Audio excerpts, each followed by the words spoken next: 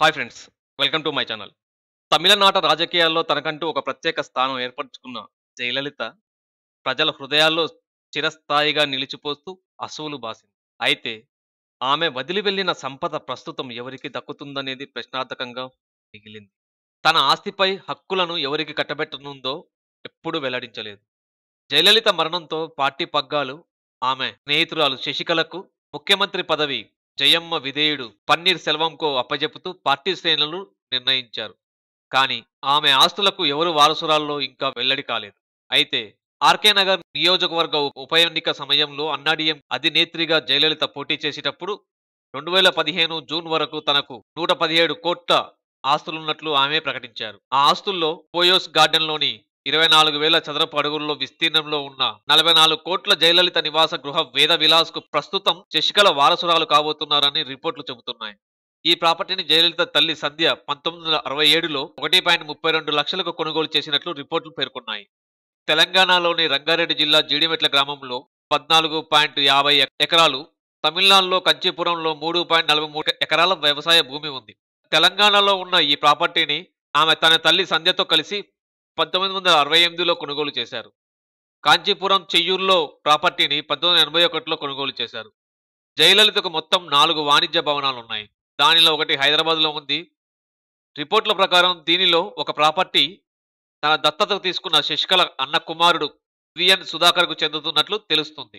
2 Toyota Prado ఎస్యూవీలు, Tempo Traveller, Tempo Trax, Mahindra jeep, 1980లో తయారు చేసిన Ambassador car, Mahindra Bolero, Swaraj maxi, 1990 model కాంటెస్పాలు జయలలిత దగ్గరుండేవి.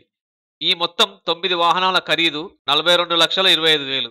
ఆభరణాల దగ్గరకు వస్తే 22 కేజీల బరువుగల బంగారు ఆభరణాలు తన దగ్గరున్నాయని తమిళనాడు సీఎంగా ఉన్నప్పుడు ఆమె ప్రకటించారు.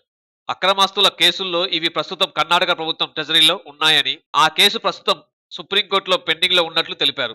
అదేవిధంగా ఈ బంగారం యొక్క విలువ 3,12,50,000 కలిగి ఉంటుందని ఒక అంచనా. అలాగే 1,250 కేజీల వెండి ఉన్నట్లు పేర్కొన్నారు. 2016 ఎన్నికల్లో ఆర్కే నగర్ నియోజకవర్గ తరపున పోటీ చేసేటప్పుడు అఫిడవిట్ దాఖలు చేసినప్పుడు ఆమెకు తనకున్న చరాస్తుల గురించి ఈ విధంగా చెప్పారు. 41.63 కోట్ల చరాస్తులు ఉన్నట్లు, చిరాస్తుల గురించి అయితే 72.9 కోట్లు ఉన్నట్టు ప్రకటించారు. షేర్ల విషయానికి వస్తే ఆమెకు పలు కంపెనీల్లో ఉన్న డిపాజిట్లను, షేర్లను పోలీసులు సీజ్ చేశారు. 2004 స్పెషల్ తీసి 2008 ప్రకారం వాటిని కోర్టు కస్టడీకి తీసుకుంది. పార్ట్నర్గా ఆమె 5 సంస్థల్లో పెట్టుబడులు పెట్టింది. వాటి విలువ 27.44 కోట్లు. ఆ 5 సంస్థలు Srijaya publications, Sasi enterprises, Kodanda estate, royal valley Floritech exports, green tea estate.